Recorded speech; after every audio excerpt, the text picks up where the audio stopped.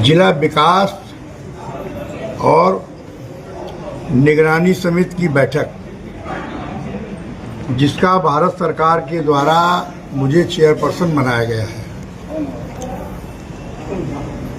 सबके सहयोग से 5 ग्राम प्रधान, जो आरक्षण का तरीका है, जो गाइडलाइन है, और 4 वह मेंबर जो मेरी सहमति से, जिलाधिकारी की सहमति से भारत सरकार जाते हैं और भारत सरकार से नामित होकर आते हैं। उनका प्रश्न है कि ये हम इनको सदस्य मानते ही नहीं हैं, हम भारत सरकार को मानते नहीं, प्रदेश सरकार को मानते नहीं हैं। इस विषय के लेके पहला बिंदु हुआ कि आप कृपया गाइडलाइन को देख लें, अगर गाइडलाइन में वो चीज है तो आप इसको कैसे कह सकते हैं। पहला तो ये विषय हुआ। दूसरा विषय हुआ है, आप पूरे कानपुर देहात के सम्मानित पत्रकार महोदय हैं, आपने इन 50 साल की राजनीति में धरना और प्रदर्शन अधिकारी के खिलाफ देता हुआ देखा होगा, किसी फैक्ट्री वाले के खिलाफ नहीं देखा होगा। फैक्ट्री वाले नियमों से काम करें, ये उनकी जिम्मेदारी है। अगर वो नियमों से काम नहीं करते हैं तो संबंधित अधिकारी को पत्र लिखा जाएगा और उस पर जो विधिक कार्रवाई हो वो कार्रवाई करें। हमारे मित्र हैं, हमारे भाई हैं आदरणीय वारसी जी, उनका काम है सरकार में रहते हुए, अभी आपका थोड़े दिन पहले आपने सुना होगा, बहुत थोड़े दिन पहले सुना होगा आपने, वायरल हुआ कि वो मैं सांसद ही नहीं मानता हूं। इसका मतलब है कि अकबरपुर की जनता का अपमान कर रहे हैं जिसने मुझे चुना है। ये आपने सुना है, आपने वायरल किया है, मेरे पास विजुअल है उसका, कि मुझे सांसद नहीं मानते। मैंने कोई जवाब तो दिया नहीं उनको। फिर दूसरा प्रश्न आता है कि वो किसी के खिलाफ भी शिकायत करें, उस शिकायत पर विधिवत जांच होनी चाहिए, कमेटी से जांच होनी चाहिए। कमेटी से जांच होने पर उनको ये एतराज है कि कमेटी पक्षपात कर रही है। उस कमेटी मैं नहीं बनाता हूं, कमेटी बनाते हैं हमारी सहमति से, जिलाधिकारी की सहमति से कमेटी बनती है। और कमेटी को अधिकार है, भारत सरकार के द्वारा बनाई हुई कमेटी को अधिकार है कि वो साक्ष्य के आधार पर, अगर वो जांच करने कहीं जाते हैं तो उन्हीं की शिकायत पर, उन्हीं के साक्ष्यों के आधार पर ही निर्णय लेने का अधिकार कमेटी को और बोर्ड को होगा। जो बोर्ड बनाया गया जांच कमेटी का, उस पर उन्हें ऐतराज है। उसके संबंध में विषय आरती डिस्टिलरी का आया था अभी थोड़ी देर पहले, गाइडलाइन में भी है, पड़ा हुआ है। आरती डिस्टिलरी ने विगत जांच में एक पत्र भेजा जिलाधिकारी महोदय को कि कमेटी का कोई मेंबर नहीं जाएगा। मुझे सूचना मिलती है, मैं कहीं व्यस्त था, हमने कहा ठीक है आप लोग जांच करके आओ। वही जांच रिपोर्ट आई जो पहले जांच करने गई थी, वही दोबारा आ गई। दोबारा मैंने जाकर के इस विषय को लोकसभा में 7 तारीख को ग्रामीण विकास मंत्रालय के माननीय मंत्री जी के समक्ष रखा,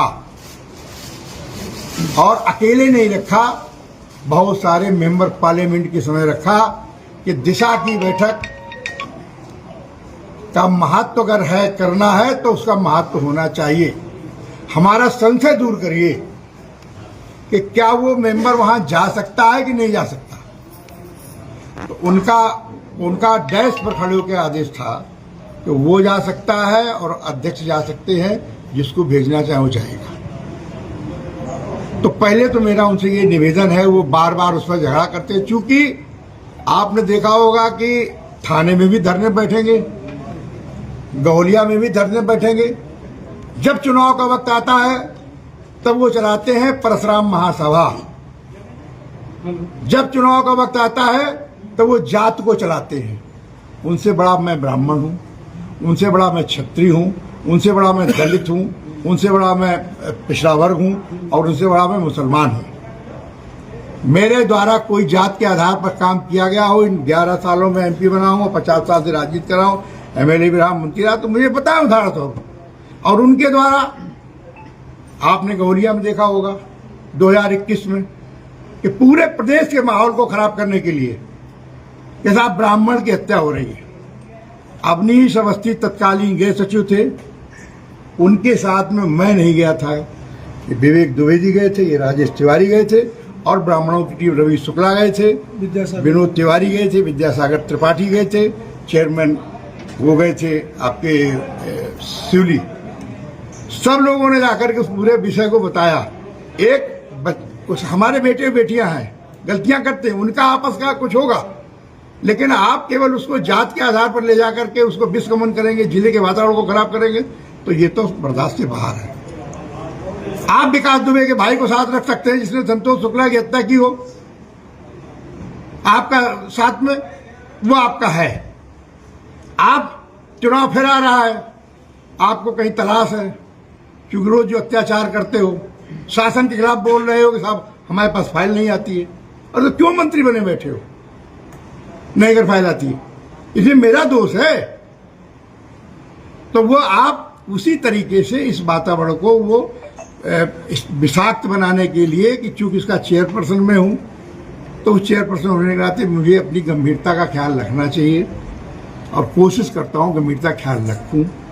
इसीलिए अनावश्यक विवाद न हो, मैंने मीटिंग को स्थगित कर दिया है और नई डेट डाली है। और नई डेट डालने के पहले जिस डेट में मैं यहाँ से शासन को लिखूंगा कि शासन का अधिकृत अधिकारी और भारत सरकार को लिखूंगा, भारत सरकार का अधिकारी वह भी उस बैठक में रहे और एक एक बिंदु पर चर्चा हो, चर्चा के बाद गुण और दोष के आधार पर कार्रवाई हो। लेकिन धमकी देना, मुझे गुंडा कहना, अपराधी कहना, तो मुझसे बड़ा कानपुर देहात में कोई बदमाश नहीं है। मैं हिस्ट्री सीटर हूं कानपुर देहात का। कागज और कलम पुलिस का होता है। मेरे खिलाफ उसने मुकदमे लिखे, उसी सरकार ने खत्म किए। 13 मुकदमे लिखते ही पुलिस मेरे खिलाफ वादी बनती है। मैं धरना देता हूं विपक्ष होकर के। समाजवादी पार्टी की सरकार होती है और मेरे खिलाफ मुकदमे लिखे जाते हैं, साथियों के साथ लिखे जाते हैं। आपने भी शायद अगर इसमें कोई बच्चा हो उस समय का तो जानकारी होगी। मैं रात और दिन दिसंबर जनवरी में बैठा था। सांसद आज मानते हैं कि मीटिंग आपको बीच में ही छोड़नी पड़ी, विकास मुद्दे पर चर्चा नहीं हो पाई, इसलिए छोड़नी नहीं पड़ी, स्थगित करनी पड़ी, इसलिए कि वो केवल और केवल उन बेईमान अपराधियों को बचाने के, अधिकारियों को बचाने के लिए आए थे जिनके संबंध में मैंने मीटिंग में कहा कि ये गलती स्वीकार कर रहे हैं तो FIR होनी चाहिए। उन व्यापारियों को बचाना चाहते हैं जो प्रदूषण भी करते हैं, जो टैक्स की चोरी भी करते हैं, जो रॉ मटेरियल की चोरी करते हैं और सब कुछ करें। किसान की जमीन लेने का तो हकदार नहीं है कोई, किसान के खेत की नाली लेने का हकदार नहीं है, लेकिन वो तहसीलदार यहाँ का जांच शुरू होती है उसके बाद अपने यहाँ मुकदमा डलाता है। तो बचाने का काम करते हैं, कहीं तहसीलदार को बचाएंगे, कहीं खनन अधिकारी को बचाएंगे, जो खनन का काम वो कराते हैं। बताओ मैंने अगर कभी खनन काम को किसी से कहा हो, किसी से सुना हो आपने? माननीय मंत्री प्रदेश सरकार के राकेश सिचान जी, उनसे झगड़ा खनन लेके उनका हुआ, मुझे पता नहीं, मैं तो बोला नहीं कुछ। उस स्वभाव बन गया उनको खनन कराना, उनको गंदे काम कराने। अब उसका जो विरोध करेगा तो उनके पास सबसे बड़ा यही है कि मैं परशुराम महासभा चलाता हूँ, जो परशुराम महासभा चलाते हैं उसमें वहां का पानी की जांच करा ली जाएगी। इनके ऊपर जो लायबिलिटी निकली है उसमें गलती हुई है विभाग से। 97 करोड़ की लायबिलिटी है कानपुर नगर और कानपुर देहात की, क्रोमियम को लेकर। इसको लेकर के हाई कोर्ट ने कहा कि क्रोमियम को लेकर के जो रिपोर्ट आई है वो रिपोर्ट को इसको ठीक किया जाए, पुनः जांच की जाए। ये इसलिए उसने उसको रोका, ना कि बाकी चीज रोकी। तो चूंकि 2 जिले का मामला था, अब ये मामला कानपुर देहात का, और वह भी इसमें था, इस बैठक के में बिंदु में था। क्रोमियम की जांच होगी, अगर क्रोमियम में कोई प्रभावित होगा तो आदमी के जीवन से खिलवाड़ तो नहीं किया जाएगा, उसके स्वास्थ्य से खिलवाड़ तो नहीं किया जाएगा। बासी जी को चूक बचना है, बासी जी को ये सब कह के अपना वो खड़ा करना है। हमारे भाई हैं, आपने देखा होगा पिछली बैठकों में हमारी बहन आती थी, वो भी बाहर जाके बोलती, मैं तो कभी बोला नहीं हूँ, वो भी बाहर जाके मेरे खिलाफ बोलती, मैं चुप रहता, बहन से क्या कहूँ। अब आज वो भाई आ गया, समझिए, जिनको जरूरत है इलाज की कहीं न कहीं, मैं तो इतना कह सकता हूँ हमारे भाई है वो स्वस्थ और दीर्घायु है। सांसद जी, एक सवाल है कि विपक्ष भी बैठा हुआ था, क्या मामला हुआ था?